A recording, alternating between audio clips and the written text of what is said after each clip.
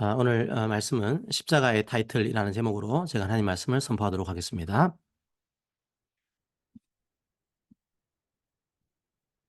교회력이라는 달력이 있습니다. 교회력으로 오늘은 종료주일이라고 그러죠. 그리고 내일부터 30일까지는 고난주간입니다. 그리고 다음 주일 3월 31일은 부활주일로 저희들이 예배를 드리게 됩니다. 그래서 이번 주일은 조금 묵상하는 성경보다 앞서가서 십자가에 대한 말씀을 좀 드리려고 합니다. 오늘 본문은요, 그 예수님과 함께 십자가에 달린 행악자들에 대한 얘기를 담고 있습니다. 그 설교를 하면 보통 39절부터 본문을 삼는 경우가 많습니다. 그런데 저는 오늘은 38절부터 본문을 읽었습니다. 제가 생각할 때는 이 38절이 오늘 본문의 기초입니다. 그래서 제가 38절을 먼저 설명을 드리고 39절부터 선포를 좀 하도록 하겠습니다. 한번 다시 제가 38절을 읽어볼까요? 그의 위에 이는 유대인의 왕이라 쓴 패가 있더라. 로마에서는 죄수들을 십자가에 달 때 죄패를 목에 걸게 했습니다. 그리고 그 십자가에 달 때 그 죄패를 십자가에 붙인 거죠. 그러니까 그 죄패에는 무슨 죄를 지었는지가 붙어 있습니다. 그런데 예수님의 죄목이 좀 특이하죠. 유대인의 왕이라는 죄목입니다. 그런데 정확한 죄목은 요한복음에 조금 더 상세하게 나와 있습니다. 제가 요한복음 19장 19절에서 21절을 읽어드리겠습니다. 빌라도가 패를 써서 십자가 위에 붙이니 나사렛 예수 유대인의 왕이라 기록되었더라. 예수께서 못 박히신 곳이 성에서 가까운 곳으로 많은 유대인이 이 패를 읽는데 히브리와 로마와 헬라 말로 기록되었더라. 유대인의 대제사장들이 빌라도에게 이르되 유대인의 왕이라 쓰지 말고 자칭 유대인의 왕이라 쓰라 하니 빌라도가 대답하되 내가 쓸 것을 썼다 하니라. 그러니까 요한복음에 따르게 되면 정확한 죄목은 나사렛 예수 유대인의 왕이었습니다. 그 죄목을 죄패에 써붙인 겁니다. 일종의 선동죄에 해당하는 거죠. 그리고 그 제목을 히브리어와 로마어 그리고 헬라어로 기록을 했습니다. 로마는 지금 여러 민족들에게 경고를 하고 있는 겁니다. 십자가에 달린 이 죄수들이 어떤 죄를 지었고 그런 죄를 지으면 이런 십자가 죽음을 당한다. 그걸 경고하기 위해서 여러 나라 말로 기록을 하고 있는 겁니다. 자, 그런데 여러분들이 그 십자가와 관련된 성화를 보시면 예수님의 죄패에 INRI라고 되어 있는 것을 많이 보실 겁니다. 자, 이렇게 보통 성화가 나오죠. 이 INRI는 약어입니다. 로마어, 그러니까 라틴어죠. 그 라틴어로는 예수스, 나자레누스, 렉스, 유다에오름. 그러니까 예수, 나사렛, 왕, 유대인들의 이렇게 되어 있는 겁니다. 이 죄패의 앞글자를 따서 성화를 그릴 때 INRI를 그려놓고 있는 겁니다. 자, 그런데 우리가 놓치고 있는 게 하나가 있습니다. 이 죄패가 히브리어로도 기록되었다는 거죠. 아마 유대인들이 사용했던 아람어였을 겁니다. 아람어와 히브리어는 아주 비슷합니다. 어쨌든 히브리어로 이 죄패를 쓰게 되면 어떻게 될까요? 히브리어는 오른쪽에서 왼쪽으로 읽습니다. 예슈와 하 나자레 부멜렉 하 예후딤이라고 썼을 겁니다. 라틴어 알파벳으로 하게 되면 앞글자를 따게 되면 INRI가 되는데요. 만약에 히브리어 알파벳으로 앞글자를 따게 되면 어떻게 될까요? 제가 히브리어 강의 시간이 아니니까 상세한 설명은 생략하겠습니다. 이 죄패 앞글자만 따게 되면 히브리어로 바로 야훼가 됩니다. 우리말 번역으로는 여호와가 되는 겁니다. 물론 대놓고 야훼라는 말을 쓰지 않았지만 앞글자만 따게 되면 야훼가 되는 거죠. 여호와가 되는 겁니다. 유대인들은 아크로스틱한 그런 방식으로 시나 글을 쓰는 걸 좋아합니다. 아크로스틱이라고 하는 거는 앞글자를 가지고서 연결을 해서 글을 쓰는 겁니다. 그러니까 아마도 유대인들은 이 죄패를 보는 순간 야훼라고 하는 앞글자가 나온다는 걸 알아챘을 겁니다. 찜찜하겠죠. 그래서 야훼라고 하는 앞글자가 나오지 않도록 자칭이라고 하는 말을 붙이려고 합니다. 그런데 빌라도가 그 제안을 거부합니다. 사실 빌라도가 예수님을 진짜 유대인의 왕으로 인정해서 그런 것은 아닙니다. 유대인들을 조롱하고 있는 거죠. 성도 여러분, 중요한 게 뭡니까? 지금 십자가에 달린 분이 누구란 말이죠? 바로 나사렛에 오신 인간 예수님이십니다. 그리고 누구입니까? 왕으로 오신 여호와입니다. 왕으로 오신 하나님입니다. 바로 이 죄패 하나에 십자가의 의미가 다 녹아 있습니다. 완전한 인간으로 오신 완전하신 성자 하나님께서 우리 죄 때문에 십자가에 달리셨다. 이 죄패는 이 놀라운 진리를 선포하고 있습니다. 기독교인들의 세계관은 이 십자가의 죄패에 따라서 구분됩니다. 이 죄패는 라틴어로 티툴루스라고 하기도 하는데요. 굳이 영어로 번역하게 되면 타이틀이 됩니다. 인류는 예수님을 어떤 타이틀로 고백하는가 그것으로 구분됩니다. 우리의 타이틀로 구분되는 것이 아닙니다. 우리가 돈이 많냐, 돈이 적냐 이런 타이틀로 구분되는 것이 아닙니다. 건강하냐, 약하냐 이런 타이틀로 구분되는 것도 아닙니다. 권력이 있냐 없냐 이런 타이틀로 구분되는 게 아닙니다. 집이 작아냐, 임대냐 이런 타이틀로 구분되는 것도 아닙니다. 성경이 사람을 판단하는 기준은 딱 한 가지입니다. 십자가에 달린 예수님의 타이틀을 믿느냐 그렇지 않느냐에 따라서 사람은 구분됩니다. 이 십자가에 달린 죄패에 어떤 반응을 보이느냐, 과연 이 십자가의 죄패에 달린 예수님의 타이틀을 믿고 있는가 그렇지 않은가, 여기에 따라 인류는 구분됩니다. 그게 바로 십자가의 세계관입니다. 십자가에 달린 예수 그리스도를 조롱하는가, 아니면 자신의 죄를 고백하면서 십자가에 달린 예수 그리스도를 믿고 그 주님을 왕으로 섬기는가, 거기에 따라서 사람은 구분됩니다. 바로 그게 십자가의 세계관입니다. 그러므로 교회에서는 이 십자가를 전파해야 합니다. 교회가 크냐 적냐 그게 핵심이 아닙니다. 헌금을 많이 내냐 적게 내냐 그것도 핵심이 아닙니다. 심지어 구제를 많이 하냐 적게 하냐 그것도 사실 핵심은 아닙니다. 중요한 것은 교회에서 예수 그리스도의 십자가를 전파하고 있는가, 그게 핵심이죠. 39절 이하의 본문은 그 사실을 보여줍니다. 예수님 양편에 두 사람이 있습니다.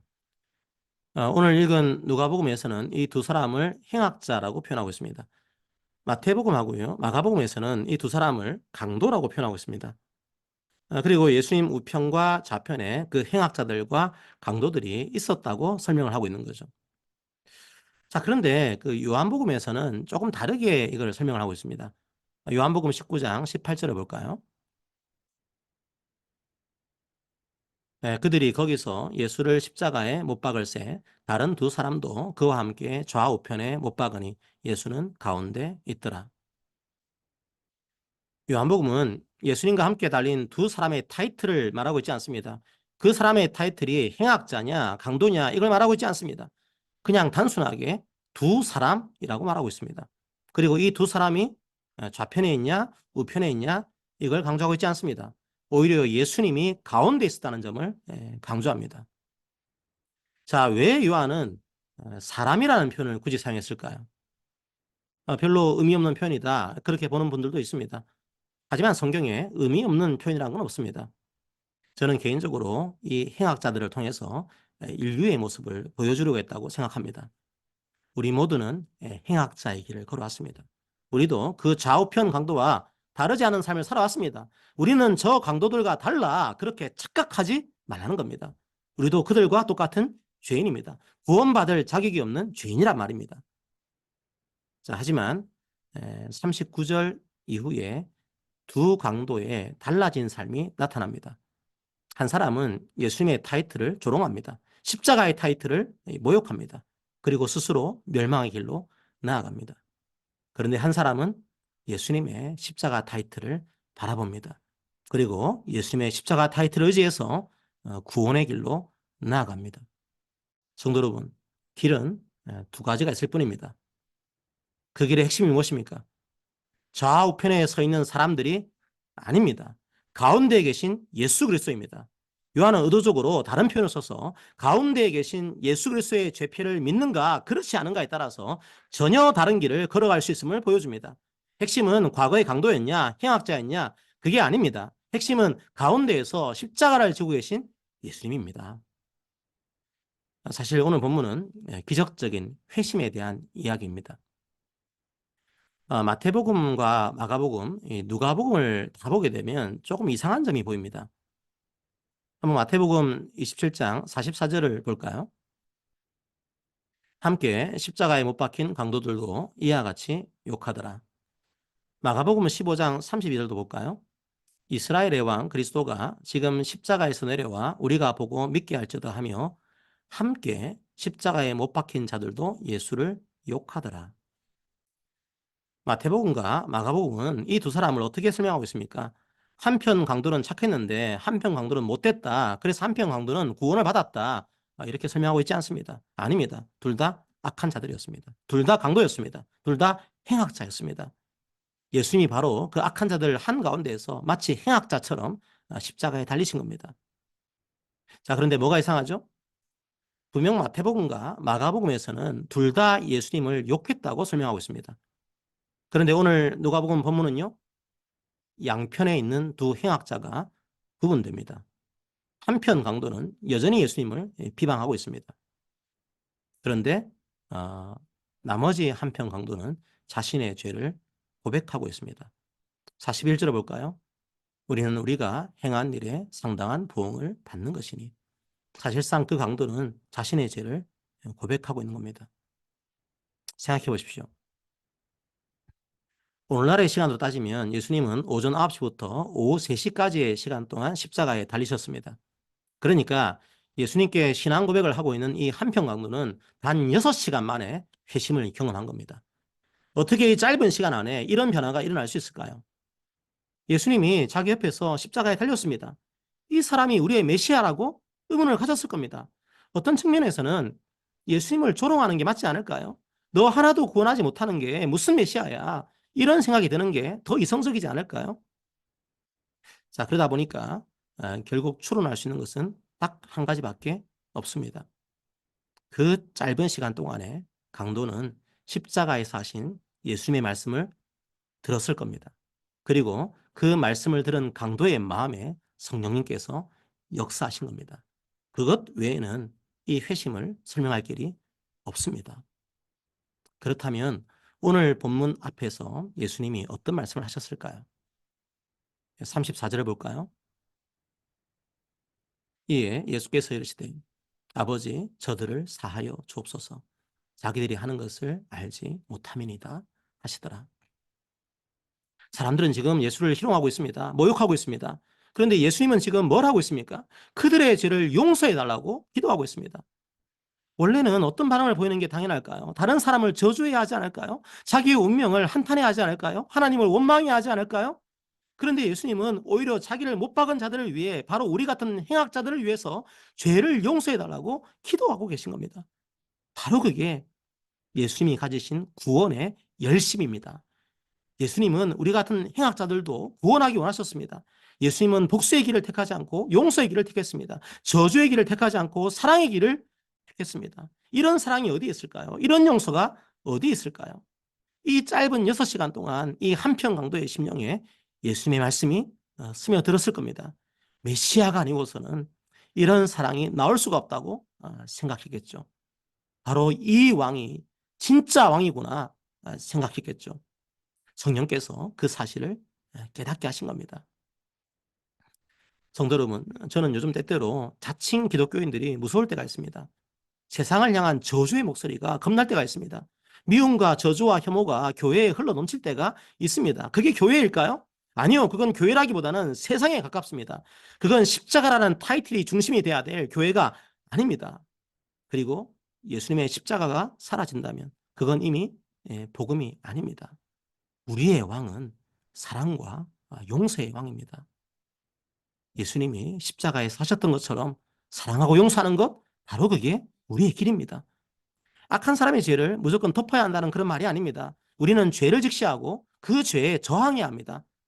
하지만 그 마음속에 사랑하는 마음, 용서하는 마음이 없다면 그건 거룩한 분노가 아니라 그냥 저주가 될 수 있습니다. 그냥 혐오가 될 수 있습니다. 항상 스스로를 돌아봐야 하는 거죠. 예수님은 참 용서와 참 사랑이 무엇인지 십자가 위에서 보여주신 겁니다. 자, 그런데 또 하나 이상한 점이 있습니다. 예수님 양편에 있는 두 강도가 똑같이 예수님의 말씀을 들었습니다. 예수님의 사랑을 보았고 예수님의 용서를 보았습니다. 하지만 한편 강도는 회심을 경험했고 한편 강도는 여전히 자신의 고집을 꺾지 않았습니다. 왜일까요? 우리는 그 신비를 다 알 수 없습니다. 그리고 그 신비를 우리는 은혜라고 부릅니다. 동일하게 주님의 말씀이 들렸습니다. 어떤 사람은 그 말씀을 듣고도 반응하지 않습니다. 피리를 불어도 춤추지 않고 곡하여도 울지 않습니다. 그냥 그 말씀을 조롱합니다. 모욕합니다. 그 말씀을 믿지도 않고 죄를 회개하지도 않습니다. 죽음 이후에 있을 하나님의 심판을 두려워하지도 않습니다. 그냥 저 나사렛 촌놈은 절대로 왕이 될 수 없어. 그 생각으로 가득 차 있는 겁니다. 왜 유대인들이 예수님을 받아들이지 못하는 걸까요? 구약 성경에 따르면 나무에 달린 자는 저주를 받은 자입니다. 그런 나약하고 힘없고 저주받은 사람은 절대로 우리들의 왕이 될 수 없어 거부하고 있는 겁니다. 하지만 어떤 사람은 성령의 은혜로 그 말씀을 듣고 믿고 죄를 회개합니다. 회심의 역사가 일어난 거죠.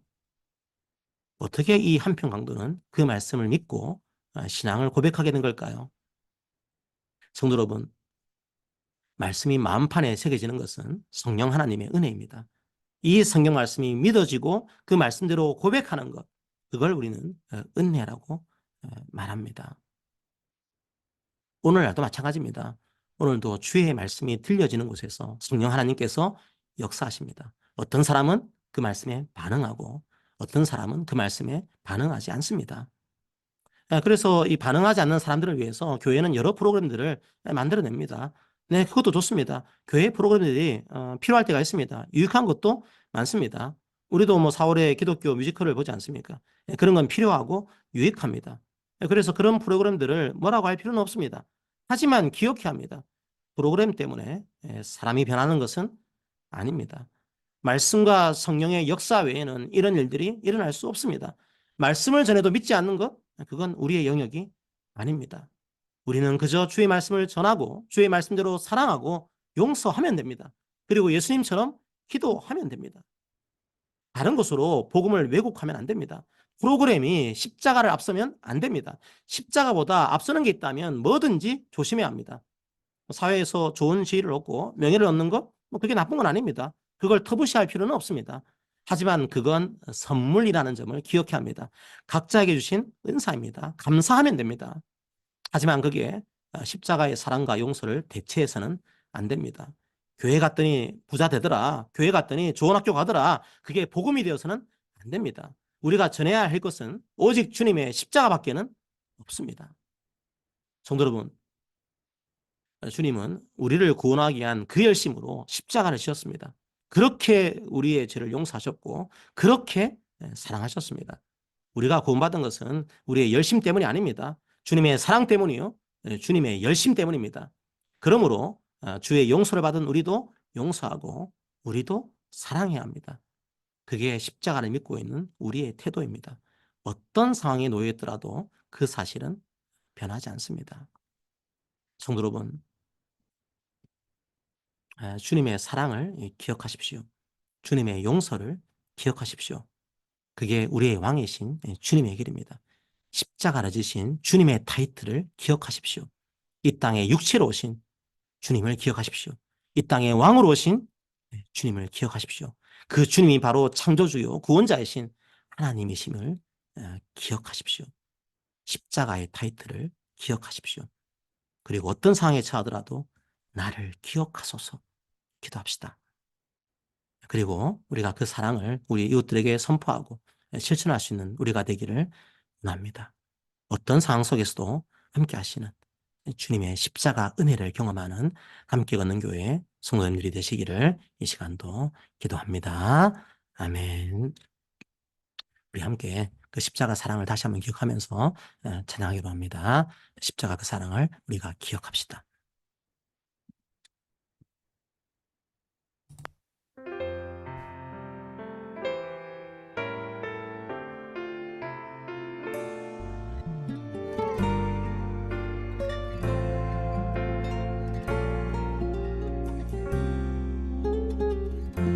아버지 사랑 내가 노래.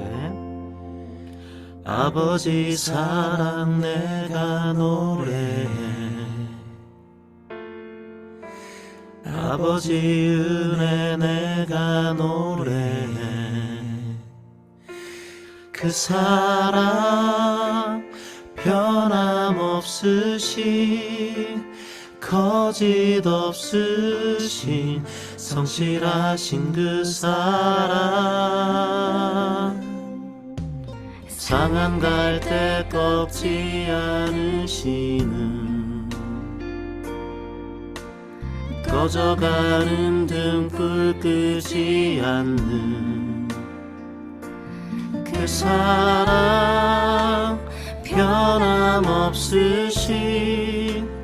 거짓 없으신 성실하신 그 사랑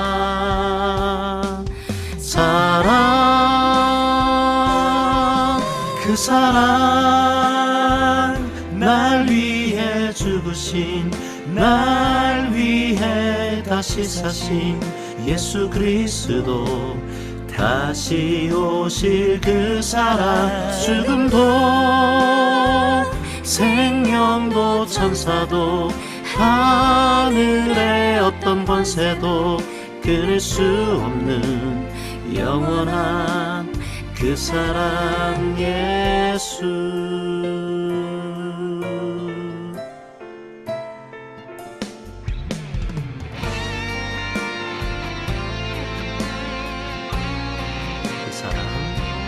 그 사랑 변함없으신 거짓 없으신 성실하신 그 사랑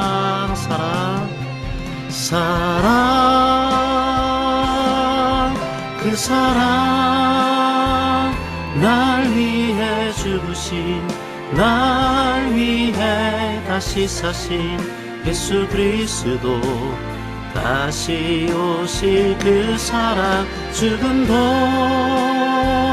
생명도 천사도 하늘의 어떤 권세도 끊을 수 없는 영원한 그 사랑 날 위해 죽으신 날 위해 다시 사신 예수 그리스도 다시 오실 그 사랑 죽음도 생명도 천사도 하늘의 어떤 권세도 끊을 수 없는 영원한 그 사랑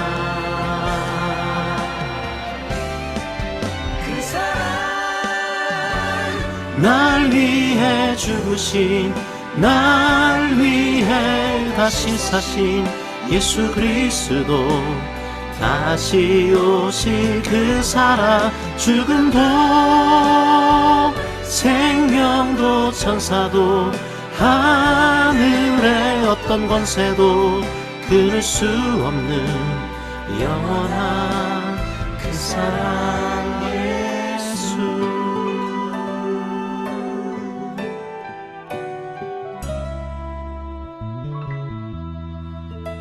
영원한 그 사랑 예수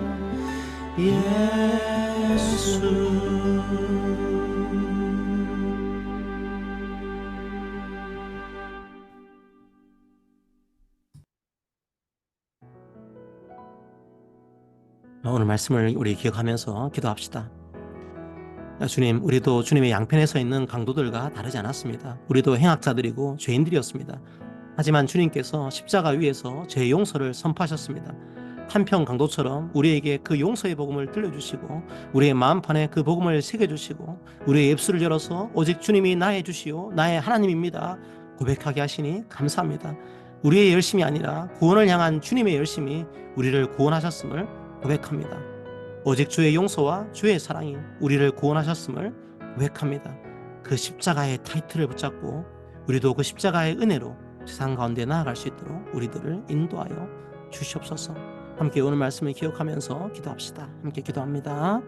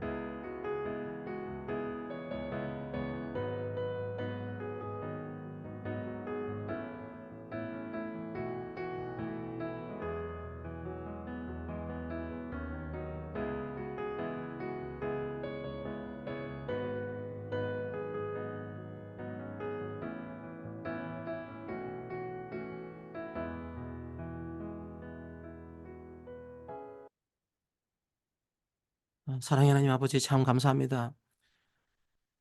우리도 주의 양편에 서 있던 강도처럼 행악자처럼 죄악 가운데 허덕이던 그런 삶을 살았습니다. 하지만 주님, 우리 가운데 계신 주님을 저희들이 바라봅니다. 우리들의 힘으로는 할 수가 없지만 주님께서 우리들을 용서하시고 우리들을 사랑하셨습니다. 그래서 주님께서 십자가를 지었습니다. 그 십자가의 죄패를 저희들이 이제는 고백합니다. 믿습니다. 이 땅에 육신으로 오신 나사렛 예수의 그 이름을 저희들이 믿습니다. 그리고 왕으로 오신 하나님을 저희들이 또한 믿습니다. 하나님 아버지, 우리가 그 사실을 고백함으로 이 삶을 살아갑니다. 하지만 때때로 우리가 연약해져서 그 사실을 고백하지 못할 때가 참으로 많습니다. 아버지 용서해 주시고 우리가 어떤 삶을 살아가더라도 어떤 상황에 처해 있더라도 주의 십자가를 기억하게 하여 주시옵소서. 그 십자가에 달린 주의 타이틀을 기억하게 하여 주시옵소서. 영원히 우리를 사랑하셔서 십자가에 달리신 그 주님의 영원한 사랑을 저희들이 기억하게 하여 주시옵소서. 또한 이제 그 사랑을 우리 이웃들에게로 흘려보낼 수 있도록 우리들을 사용하여 주시옵소서. 참으로 혐오와 저주가 가득한 이 땅 가운데서 주의 사랑과 용서가 어떠한 것인지 저희들의 입술로 저희들의 삶으로 증거해낼 수 있도록 하나님 아버지, 저희들은 연약하지만 주의 성령께서 함께하여 주시옵소서. 감사합니다. 예수님 이름으로 기도합니다. 아멘.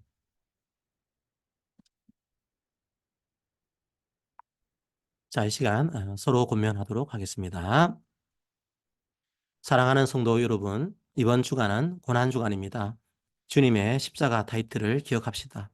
하나님이신 주님께서 육신으로 이 땅에 오셨습니다. 십자가로 주님의 용서와 주님의 사랑을 입증하셨습니다. 누구나 그 십자가의 타이틀을 고백하는 자는 구원을 얻을 것입니다. 우리는 그 신앙을 고백한 자들입니다. 다른 이웃들에게 십자가의 사랑과 용서의 마음으로 담대하게 나아가기를 기도합니다. 이번 한 주간도 십자가 은혜를 풍성하게 경험하기를 기도합니다. 아멘.